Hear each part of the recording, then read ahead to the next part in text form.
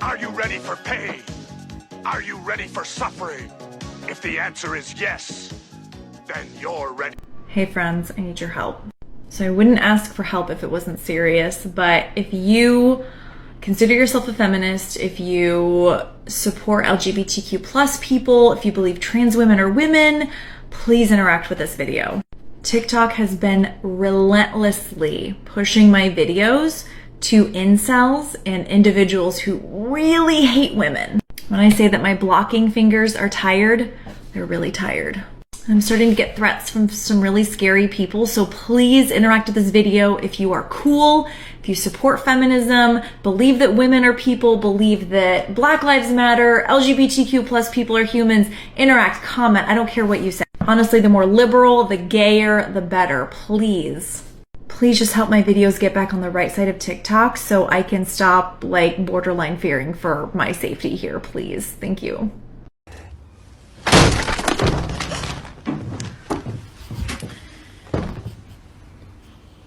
Ding dong. Diet culture runs rampant in schools. Seems like every teacher I know is trying to lose that last 10 pounds. Miss Laney, I'm just trying to get healthy. What's it matter? Oh, it matters. So here we go. First of all, the constant self-deprecation around losing weight is not a good example for our kids. And you might not think they're listening, but they are. Second, it's harmful to other teachers. Teachers who are recovering from eating disorders, which is close to 1 in 10 people. Teachers who didn't think they needed to lose 10 pounds, but now teachers half their size are calling themselves fat? That's not cool. Plus, so much of our social fabric is centered around diet culture. The teacher's room can kind of be isolating for those who don't want to participate. So of course we should be promoting health and wellness, and especially after this year, movement. But we've got to eliminate the weight talk. So go Google health at every size and teach your kids that health is about more than just the size of their body. No one expects you to feel positively about your body every single day. Yesterday I was out on a walk and I caught myself body checking my shadow. My shadow! I was thinking, oh my gosh, I have flyaway hairs, and oh, I knew I should have worn a different outfit. Everyone's looking at me now. If this happens to you, it's okay. Even the most body confident people in the world have moments of self-doubt. It's all about what you do when those thoughts come up. If and when these thoughts come up, take a break from your exercise. Check in with the inside of your body. Are you feeling tired? Are your legs tired? Are your lungs tired? Are you feeling good to go? Can you keep going? Are you doing the exercise because you really enjoy it, or are you just doing it for aesthetics? Literally my entire fucking comment sections. I'm sorry, but I'm not calling you a bunny. That's totally cool. I also use he/him pronouns if you're not comfortable using my neos. You can't identify as an animal. You're human. A person's actual identity and a person's pronouns are two very different things. You're getting me confused with an otherkin, which is someone that identifies as something not human. Also, if you want to get technical, the human species is part of the animal kingdom. But your pronouns are just made up. They're not grammatically correct. Literally every word in the English language was made up. Also, there are a lot of things people still say that are grammatically incorrect but don't bother to point out. For example, did you know that the word your was made with the intention to only be a plural pronoun? Well, even so, when existing noun can't be a pronoun. Kinda ironic that the word noun is in the word pronoun though.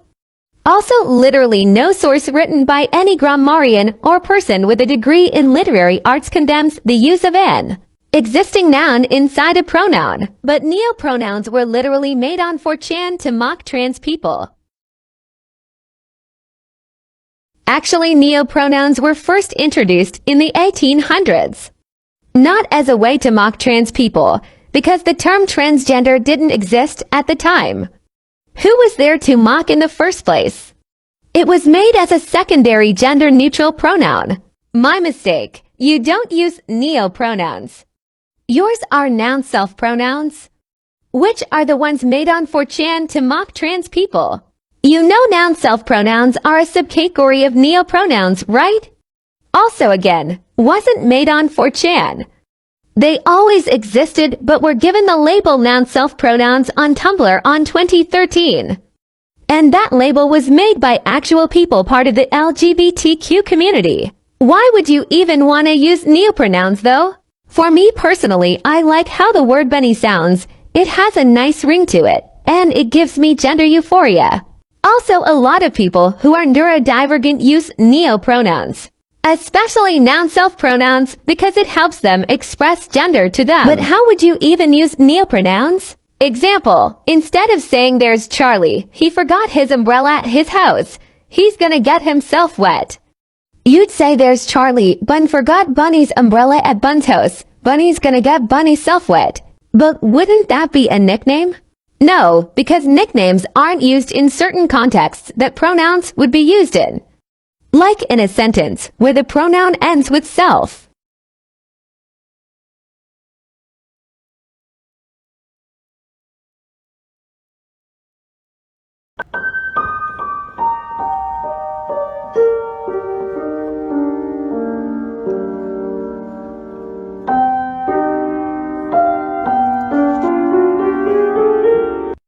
Each person's health is way more than just the clinical stuff.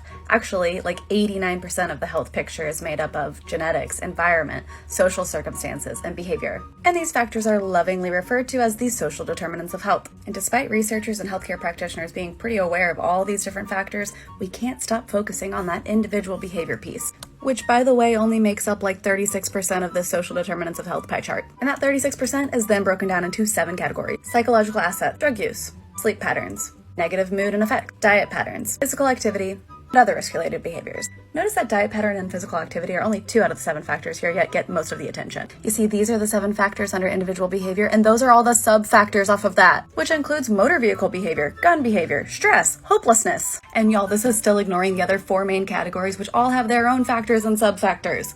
Like and follow for more of this shit. Don't overthink this, look in my eye, don't be scared, don't be shy, come on in, the water's fine. You say the ocean is rising like I give a shit. And we'll rise up, I like the waves, we'll rise up, in spite of the ache, we'll rise up, and we'll do it 1,000 times again. What is something you used to strongly believe in that you no longer believe in at all? That body weight is something you can easily change and control. Oh, look, another random person on TikTok making outrageous claims with no sources to make them feel better about their choices. No, Andrew, I read. You know all those peer-reviewed studies that you never actually read in your sophomore year college class? I read those for my job. And there is a growing body of research on weight and body size that is emerging within the last 5 years that's finding a lot of it is genetically predetermined. That all it takes is for one little chromosome to get a mutation and oops, that person puts on weight very easily or can't put weight on at all. And sure, some of those factors are external, but not nearly as much as the diet industry will lead you to believe. You know, that billion-dollar industry whose primary interest is making sure that you keep hating yourself so you'll keep giving them money. Maybe it's time to shift our narrative.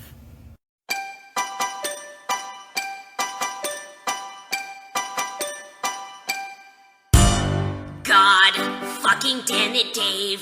This time, we're gonna get funky. Funky. Run a mile as fast as you can in front of all your classmates, and you will be graded on it.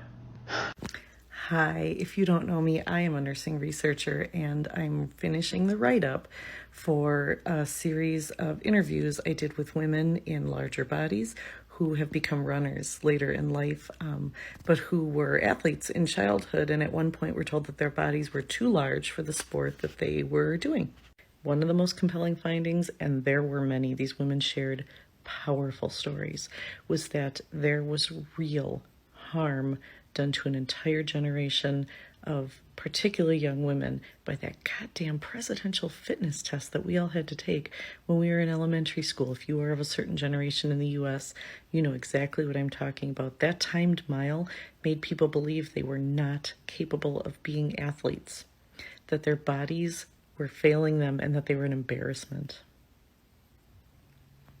He gon' go dummy for me, ayy. He ain't that cute, but he could dress, kiss to protect for me, ayy. It was the needs for him, the way that it squeezed for him, ayy. He done fucked a whole lot of bitches, but it was the me for him, ayy. Y'all wanna take me out so bad, I make all of y'all hoes so mad. Hoes went about them big ass teeth, even y'all smile still going outside. Hoes got jokes, but don't never wanna stand up. Hoes got balls, but you know I got handles. Damn, I must be Olivia Pope, cause y'all keep putting me in all of these scandals. He wanna hear one more time. I didn't realize realize y'all are ready for this conversation, but if y'all are ready, let's have it. Disclaimer, I am not attacking Taylor Swift in this. She's just an example of a larger problem. So how do we achieve intersectionality in feminism and combat white feminism? So in the first video, I was kind of identifying what white feminism is. It is only seeing feminism through the lens of being a white, middle class, or up, privileged woman, and not recognizing or listening to or uplifting the voices of other types of identities. So the term intersectionality itself was actually coined by civil rights activist and professor Kimberly Crenshaw. Highly recommend reading her book, Seeing Race Again and Critical Race Theory for more. She discusses how specifically Black women experience discrimination through gender and race, and it collides in a very complicated way. And she discusses how it's very important to recognize